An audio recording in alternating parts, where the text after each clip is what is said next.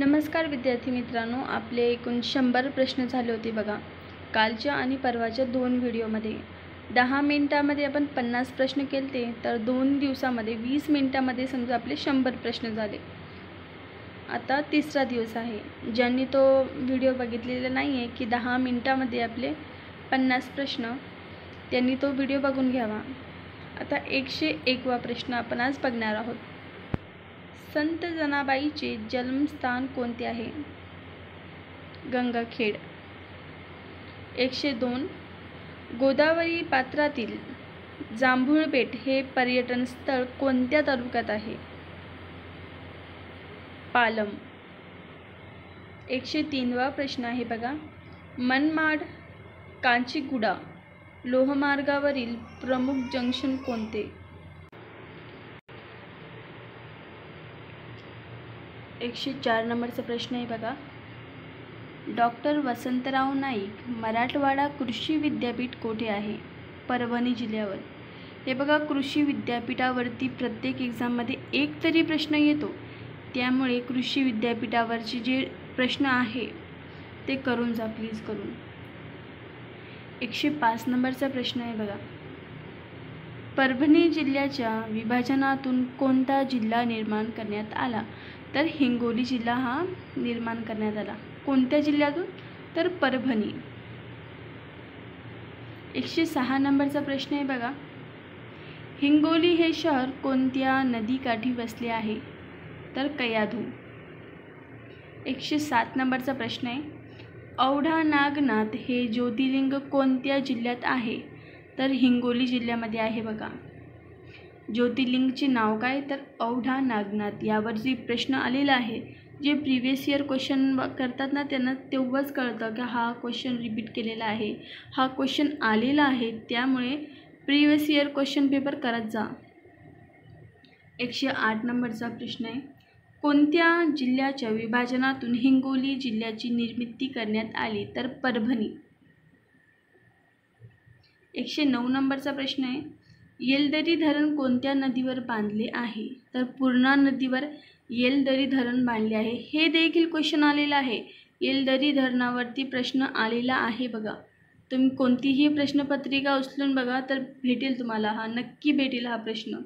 110 नंबरचा प्रश्न आहे बघा, हिंगोली येथील कोणता महोत्सव प्रसिद्ध आहे? तर दसरा। हिंगोलीमध्ये कोणतं प्रसिद्ध आहे? तर दसरा। स्क्रीन थोडी मोठी करते। 111वा प्रश्न आहे, बीड हे शहर कोणत्या नदीकाठी वसले आहे? तर बिंदुसरा। बीड हे शहर कोणत्या नदीकाठी वसले आहे? तर बिंदुसरा। 112वा प्रश्न आपण बघूया, बीड जिल्ह्यात योगेश्वरी मातेचे मंदिर कोठे आहे? तर आंबेजोगाई। 113 नंबरचा प्रश्न आहे, कोणते गाव निजामच्या काळात मोमिनाबाद म्हणून ओळखले जाई? कोणतं गाव होतं ते? तर हेच बीड जिल्ह्यामधला आंबेजोगाई। 114 नंबरचा प्रश्न आपण बघत आहोत, बीड जिल्ह्यातील मोरांसाठी राखीव असलेले अभयारण्य कोणते? किंवा मोरांसाठी राखीव असलेले अभयारण्य कोणत्या जिल्ह्यात आहे? तर बीड जिल्ह्यामध्ये त्या अभयारण्याचे नाव नायगाव। 115 नंबरचा आहे, कंकालेश्वरचे जलमंदिर कोठे आहे? तर कंकालेश्वरचे जलमंदिर आहे बीड जिल्ह्यामध्ये।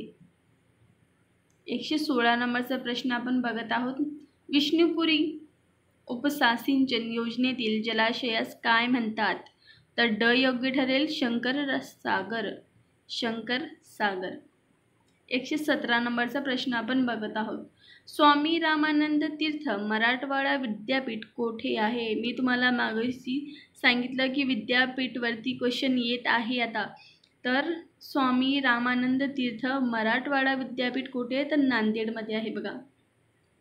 118 नंबरचा आपण बघत आहोत, उनकेश्वर हा गरम पाण्याचा झरा कोणत्या जिल्ह्यात आहे? झऱ्यावरती देखील येतं बरं का, तर उनकेश्वर हा गरम पाण्याचा झरा नांदेड या जिल्ह्यामध्ये आहे। 119 नंबरचा प्रश्न आहे, शीखांचे 10वे गुरु गोविंद सिंगची समाधी कोठे आहे? तर आपल्या महाराष्ट्रामधल्या नांदेड जिल्ह्यामध्ये शीखांचे 10वे गुरु, त्यांचं नाव काय तर गुरु गोविंद सिंग यांची समाधी आहे. जिल्हा कोणता तर नांदेड. 120वा प्रश्न, 3.5 पीठापैकी एक असलेले रेणुका मातेचं मंदिर कोठे आहे? ते रेणुका मातेचं मंदिर आहे माहूर येथे.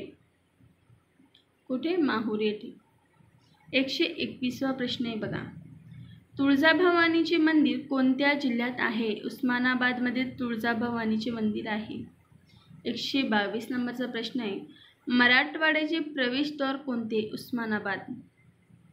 मराठवाड्याचे प्रवेशद्वार कोणते तर उस्मानाबाद. व्हिडिओ आवडत असेल तर लाईक शेअर करायला विसरू नका दादा हो. 123 नंबरचा प्रश्न आहे बघा, संत गोरा कुंभार यांची समाधी कोठे आहे? तर तेरमध्ये आहे त्यांची समाधी.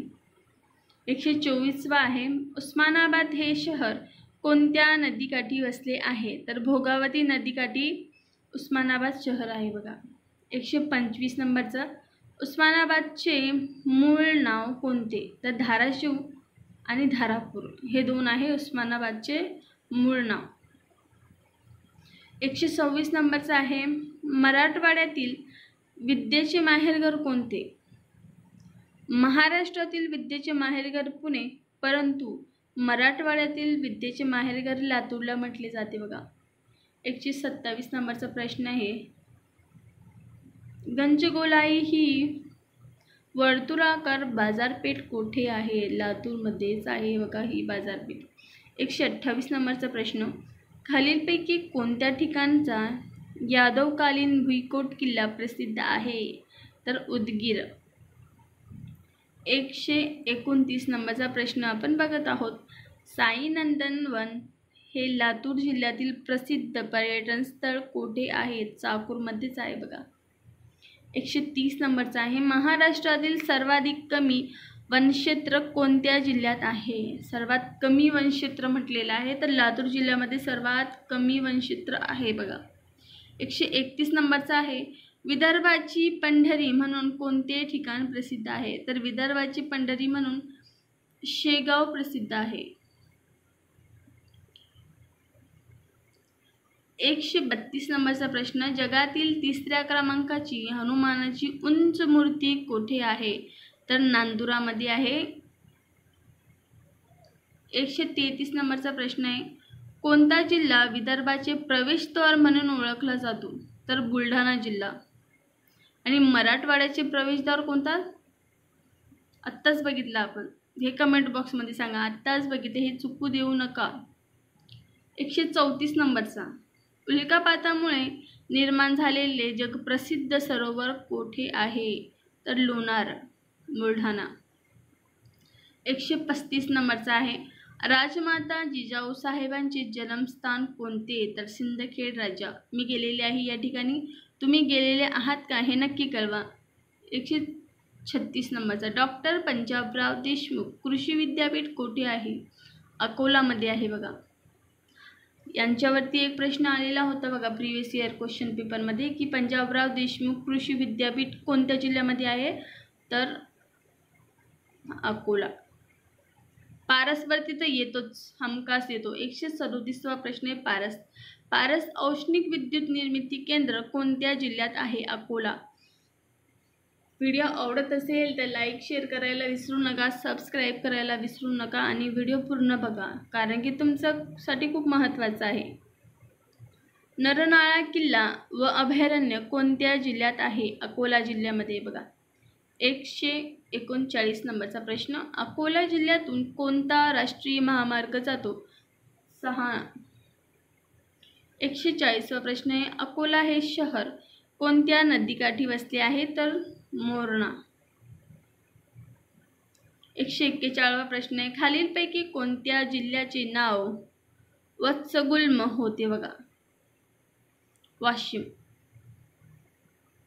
142 नंबरचा प्रश्न आहे, बंजारा समाजाचे श्रद्धास्थान असलेले पोहरादेवीचे मंदिर कोणत्या जिल्ह्यात आहे? वाशिम.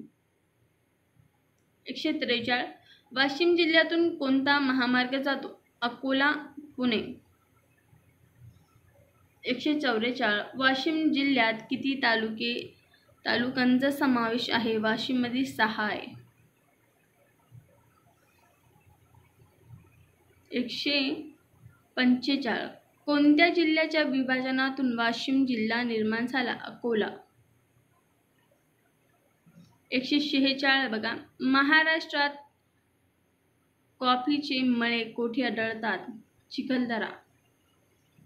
147. श्रद्धानंद छात्रालय कोणी सुरू केले? डॉक्टर पंजाबराव देशमुख. हा येऊ शकतो यावरती आलेला आहे, कोरकूवरती. 148. कोरकू ही आदिवासी जमात प्रामुख्याने कोणत्या जिल्ह्यात आढळते? अमरावती जिल्ह्यामध्ये आढळते. 149वा प्रश्न. राष्ट्रसंत तुकडोजी महाराजांची समाधी कोठे आहे? तर मोझरी. निश्चयवरचा प्रश्न आहे बघा आपला.